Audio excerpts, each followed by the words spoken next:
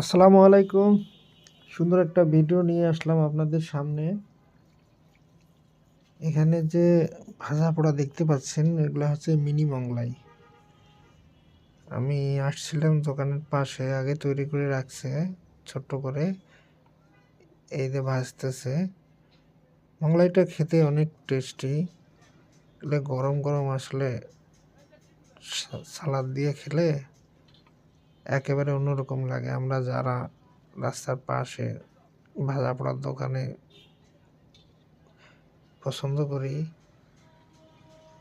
পুরি, সামোসা, সিংড়া, এরকম ছোট ছোট মোগলাই, ওয়াও, অসাধারণ!